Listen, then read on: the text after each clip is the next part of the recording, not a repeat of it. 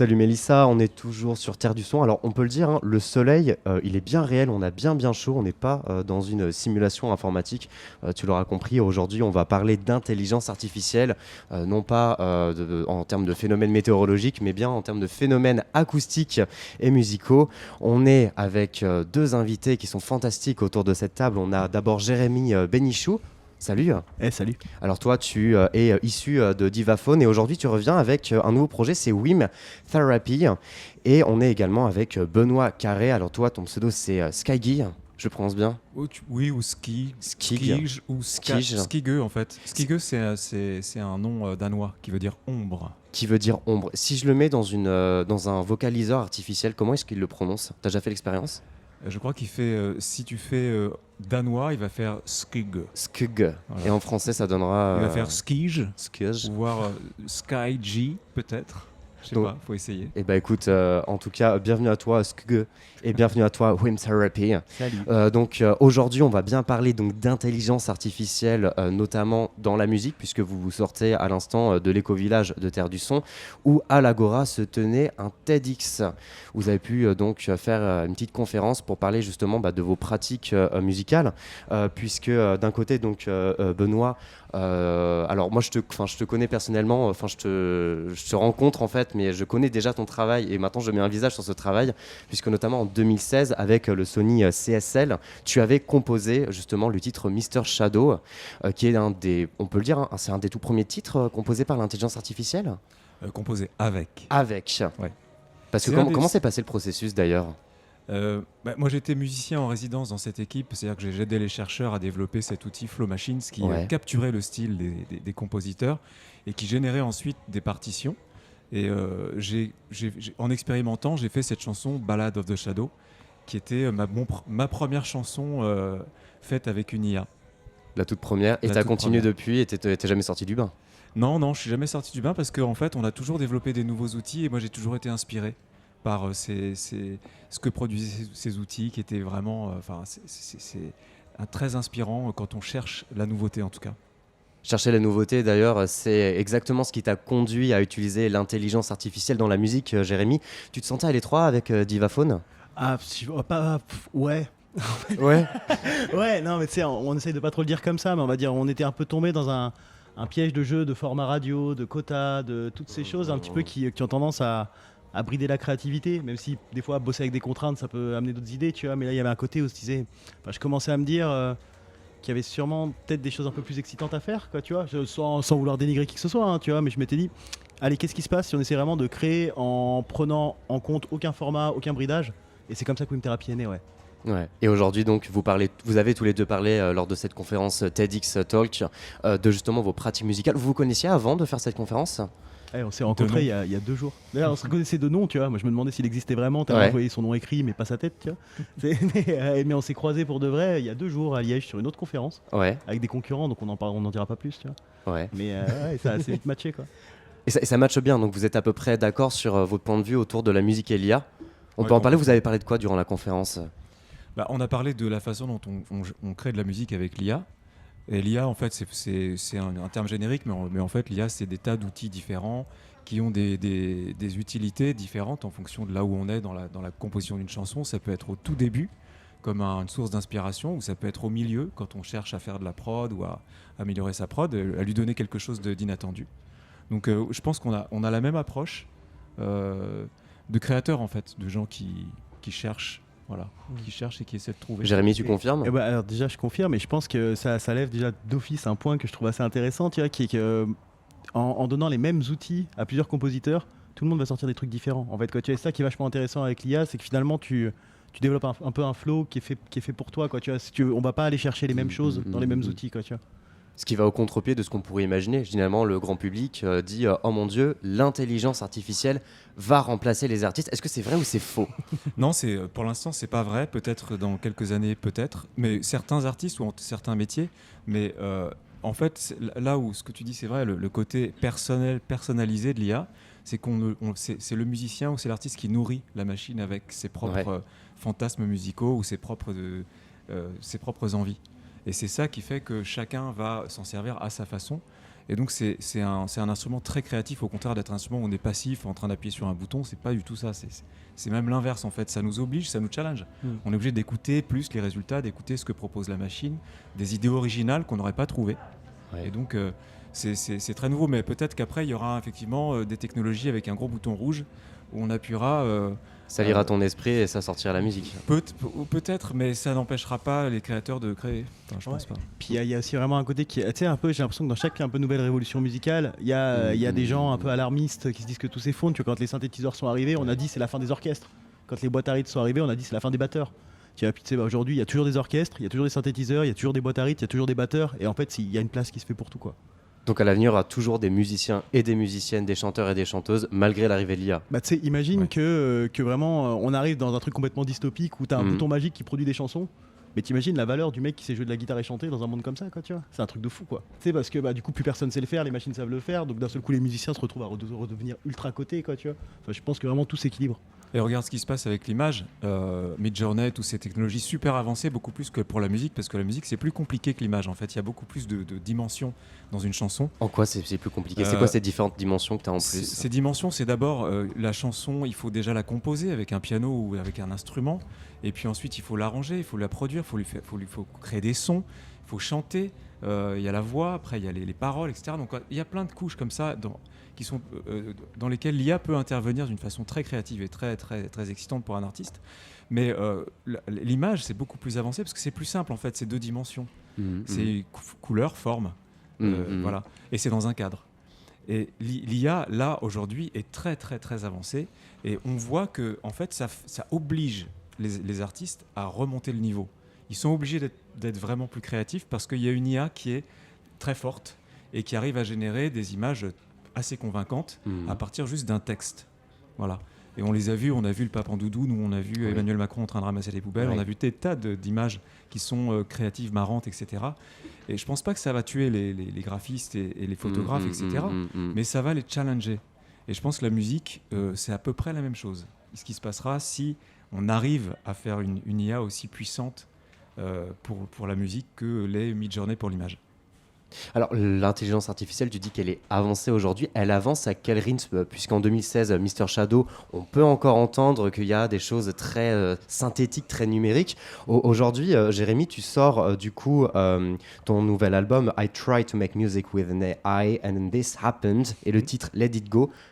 Bon, on dirait pas que c'est écrit par l'IA, ça sonne assez naturel. C'est notamment parce que c'est pas écrit par l'IA mais par moi. Par toi. J'ai utilisé des IA. Alors du coup, l'IA est arrivée à quel moment? En fait, bah, tu vois, quand tu prends Let It Go en exemple, par exemple, c'est vachement intéressant, quoi. Let It Go, c'est une soul très lente, quoi, tu vois. Ouais. Donc c'est-à-dire que par défaut, moi déjà je m'étais dit, je veux écrire une soul très lente. J'ai trouvé une grille d'accords, j'ai commencé à trouver des mélodies, et seulement une fois que j'avais la grille d'accords et la mélodie, j'ai commencé à utiliser l'intelligence artificielle pour créer certains éléments rythmiques, certains éléments de texture. Il y avait un moment juste avant le premier refrain où tu as une sorte de break de l'enfer dans le morceau, quoi, tu vois.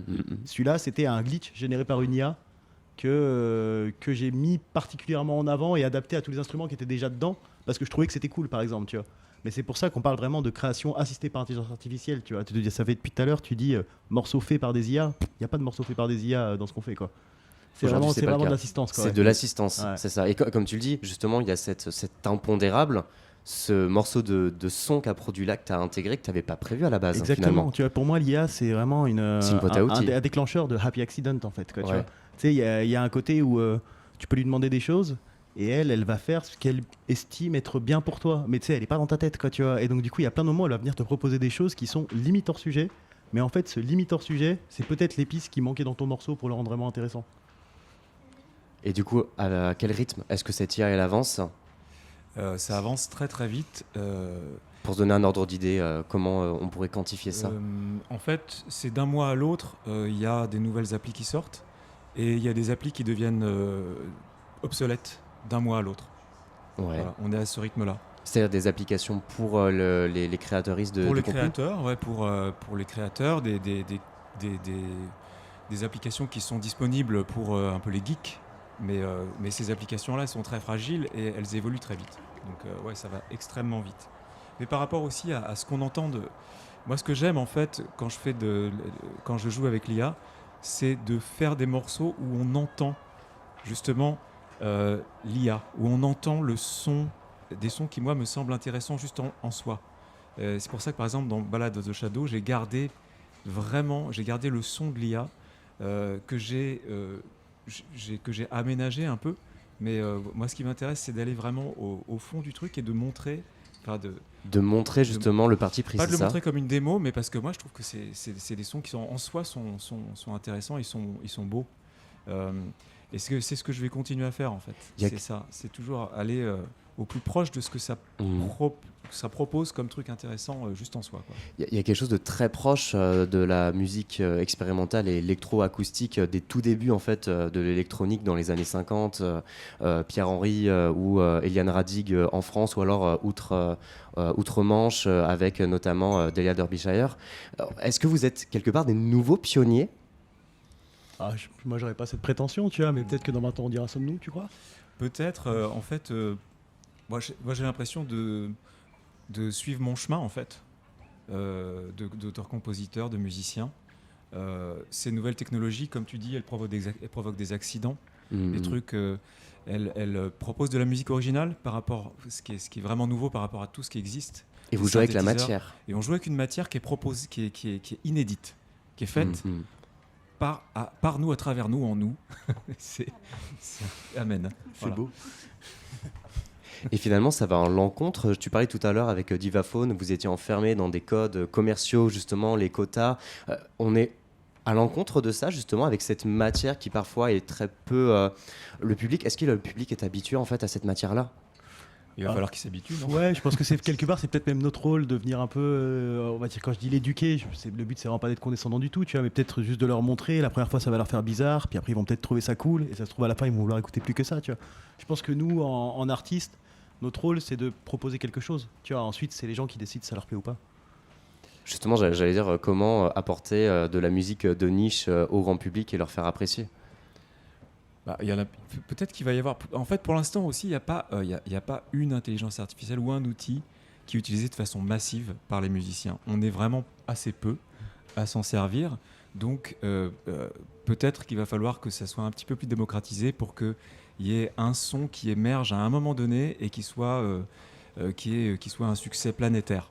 Je pense que ça peut arriver, mais il faudrait que ce son-là, en tout cas, il ait une identité très particulière, qui soit vraiment nouveau, mais qui ne soit pas trop nouveau, parce que sinon les gens ont peur ou ils ne reconnaissent pas. Il faut qu'il y ait un bon équilibre entre la familiarité et la nouveauté. Tu veux dire une espèce de signature sonore IA, tu sais, où tu entends un truc et tu peux tout de suite dire « Ah bah attends, voilà. Ça c'est de l'IA quoi ». Un peu comme l'autotune. L'autotune aujourd'hui, c'était une technologie qui était utilisée vraiment au début pour permettre aux gens de chanter pas trop faux, et puis qui a été utilisée massivement. Et qui est devenu aujourd'hui une signature.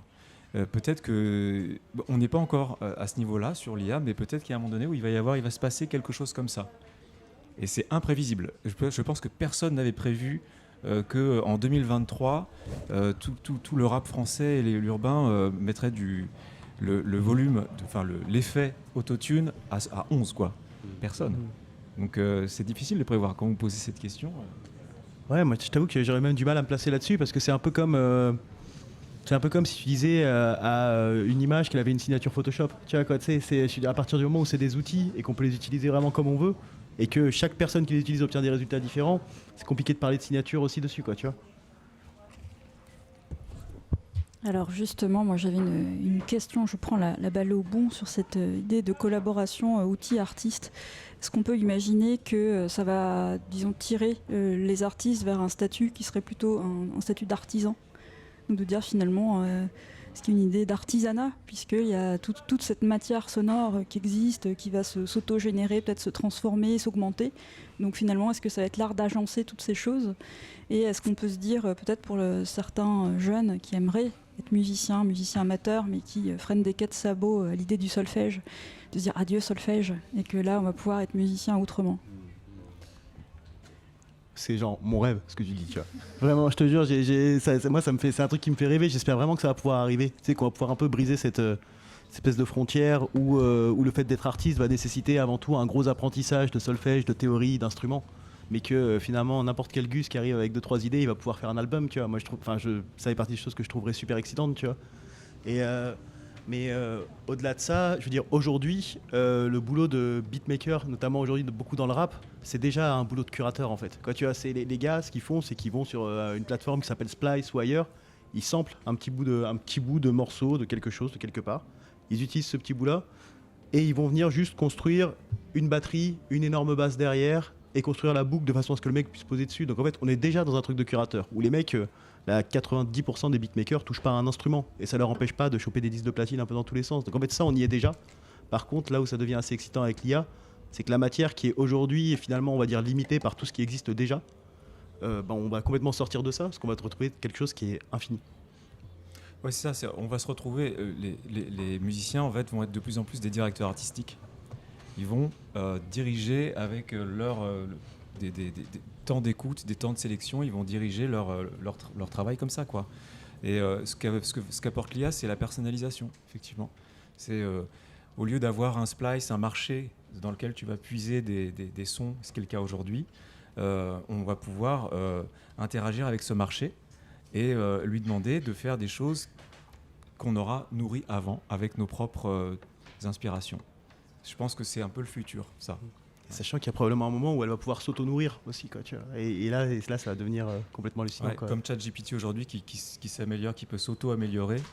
Et là, du coup, oui, c'est vrai qu'il y a un côté un peu plus flippant, mais peut-être que ça va apporter une richesse supplémentaire, des sons peut-être complètement nouveaux, là, du coup, que l'IA aura créé en s'entraînant elle-même. Ah, c'est dingue. L'IA deviendrait elle-même un ou une Créateur, artiste. ouais. Du coup, c'est quoi le genre de l'IA d'ailleurs? C'est il ou elle? C'est Yel. Je crois qu'on est sur un truc où tu peux y aller autant que tu veux, quoi. C'est Das, c'est It, c'est Das. C'est Das. Ouais. C'est neutre. Ouais. Allez, et je vais dans une toute autre direction. IA, intelligence artificielle et inclusivité. Ok, vas-y. Genre juste, je pose le thème, il n'y a pas de question. Est-ce que vous avez déjà pensé à Oui. ça? Est-ce qu'il y a une Oui, réflexion derrière? Moi, Allez, en c'est fait, parti. je pense IA et biais. Biais. Parce que l'IA, comme tu le sais, est entraîné sur du matériel, sur des données, une base de données. Ces bases de données, elles sont souvent biaisées. C'est-à-dire que, par exemple, moi j'ai été invité en Arabie Saoudite pour faire un atelier avec des musiciens là-bas. Et je me suis intéressé à la musique arabe et je me suis dit, en fait, il faut que j'arrive à créer un outil qui prenne en compte la note bleue, la note arabe, en fait, qui est entre majeur et mineur. Ouais. Cette note-là, On ne l'a pas dans le monde occidental. elle n'est pas dans le monde occidental. Non, Ok. elle n'est pas dans les gammes. Et donc là, il y a un biais.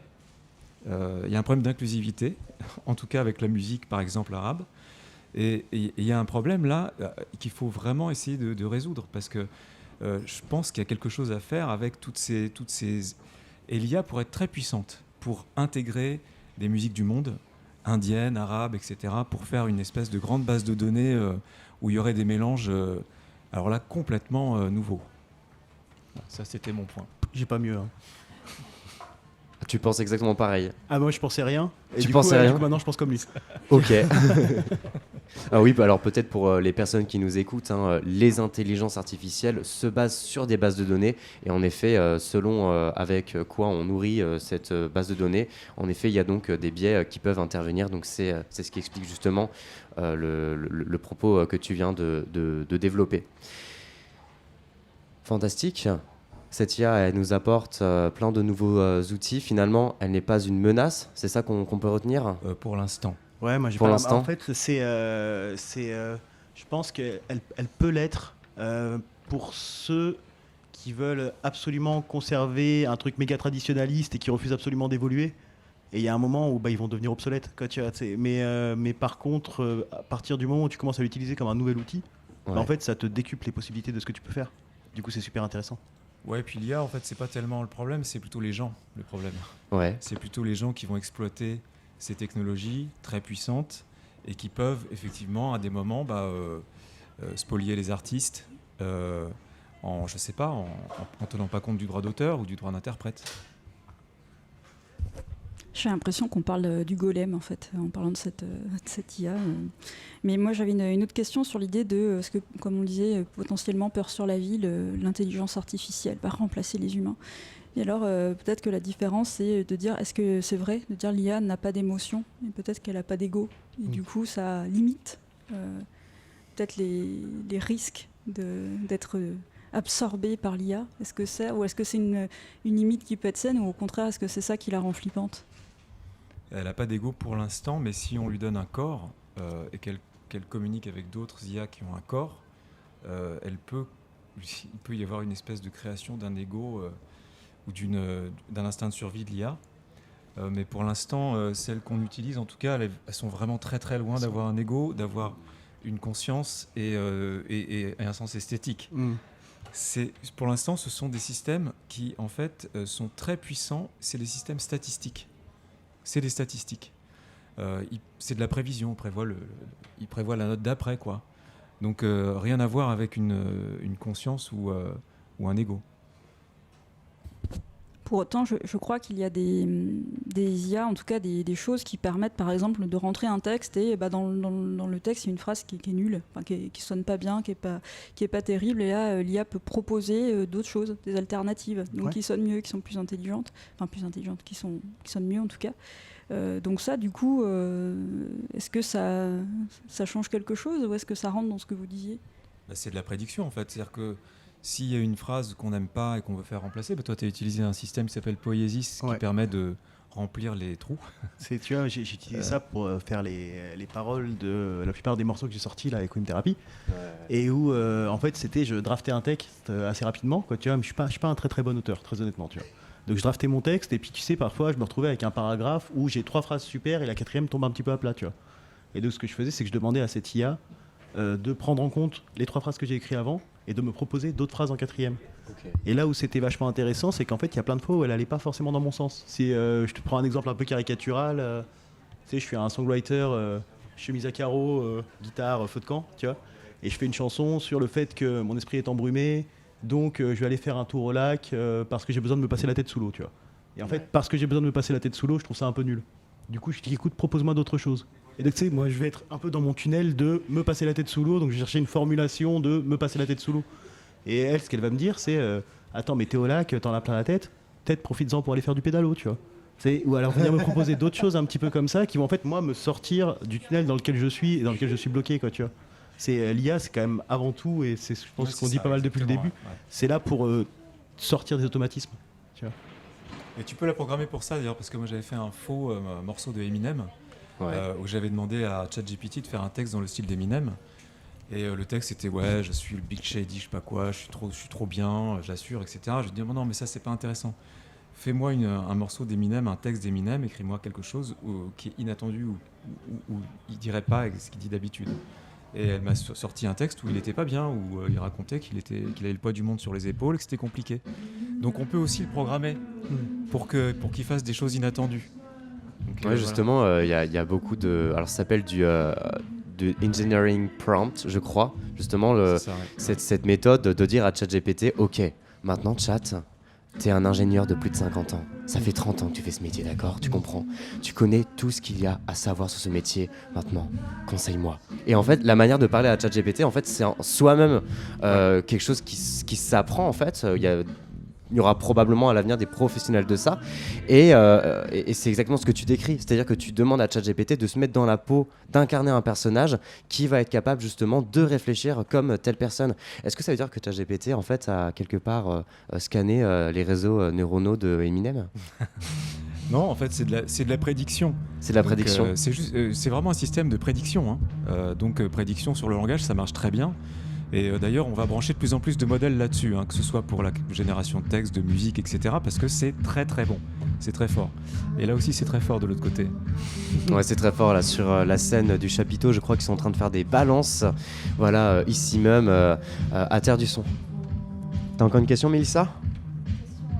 Question à 10 balles.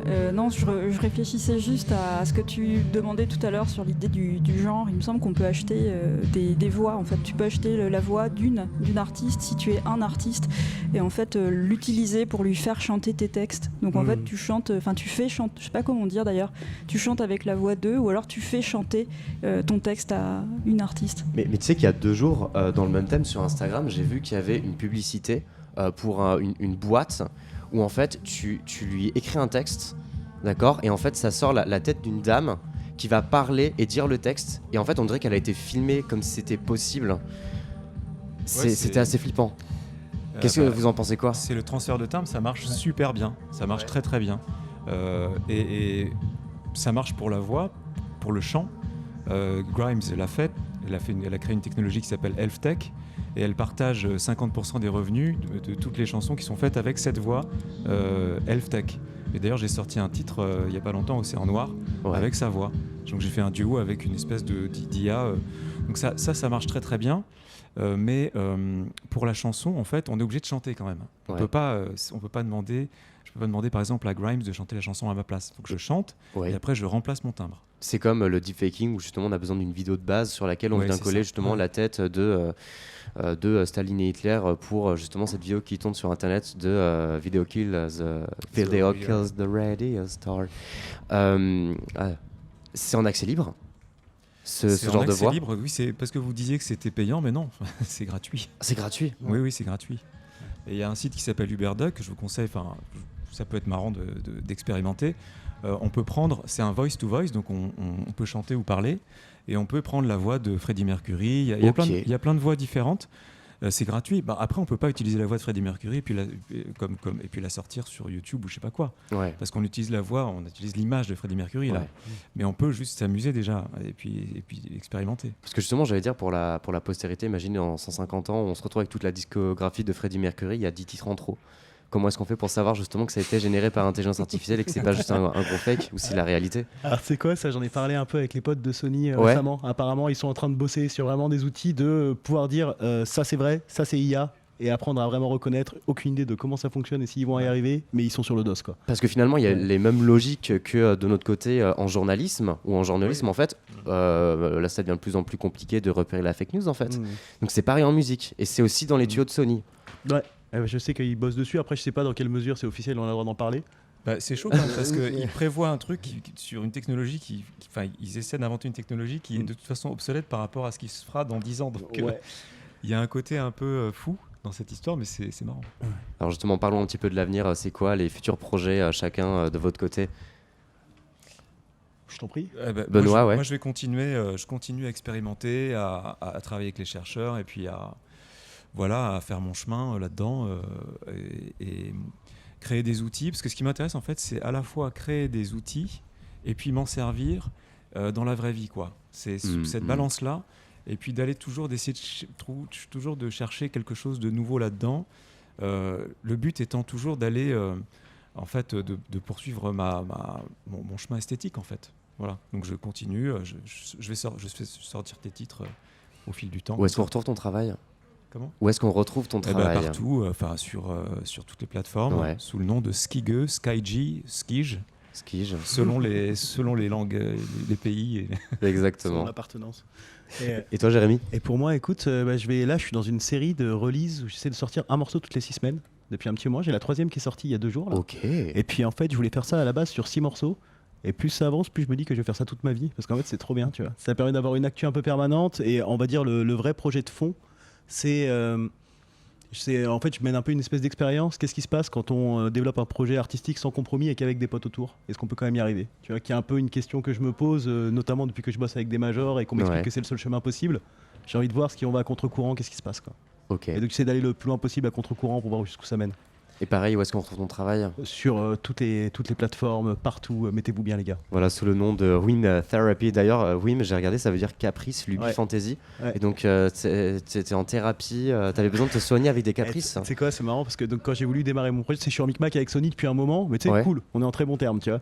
Et donc, à la base, donc, dans Divaphone, ça marchait bien, tu vois. Et puis j'ai dit, j'ai envie de faire un nouveau projet, quoi, tu vois. On dit, mais Jérém, ce serait bien si plutôt tu t'investissais plus dans Divaphone. Et ce serait bien que t'arrêtes un peu tes caprices. Du coup, je dis, regarde-moi bien, tu vois. Et du coup, j'ai créé Whim Therapy. Excellent. Benoît, tu voulais rajouter un mot? Non, mais justement, sur le côté aujourd'hui où on peut être artiste en utilisant toutes ces nouvelles technologies, c'est aussi sur l'image, la vidéo, etc. Il y a des outils qui sont extrêmement puissants et qui permettent vraiment à un artiste de tout contrôler. Donc ça, c'est une des nouveautés. On en parlait d'ailleurs avec Jérémy sur l'intérêt aussi d'utiliser tout ce qui existe en dehors de la musique pour développer son propre projet esthétique. Son propre univers et toutes ces choses-là. C'est vrai que tu sais, il y a une image que j'aime beaucoup, c'est finalement quand tu veux faire un tableau, s'il y a 10 personnes qui sont sur la toile, t'auras pas le même résultat que si tu le fais tout seul, quoi, tu vois. Et j'ai l'impression que l'IA peut aussi permettre ce genre de choses, ouais. Et ben c'est sur ces belles paroles qu'on va se quitter. Merci beaucoup tous les deux d'avoir été avec nous. Je rappelle Jérémy Bénichou de Wind Therapy qui est ton nouveau projet donc après Divaphone et Benoît Carré donc Skug. Voilà, on va y arriver. Donc merci d'avoir été avec nous sur ce plateau de Terre Luçon et merci Mélissa d'avoir été avec moi pour co-animer cette interview. Eh ben de absolument rien et surtout merci à toi d'avoir accepté de faire cette interview avec ces deux super invités. On remercie évidemment l'association qui porte le TEDx Tour de nous les avoir envoyés. Merci. Merci à vous. Merci Mélissa Erwan, salut. Merci.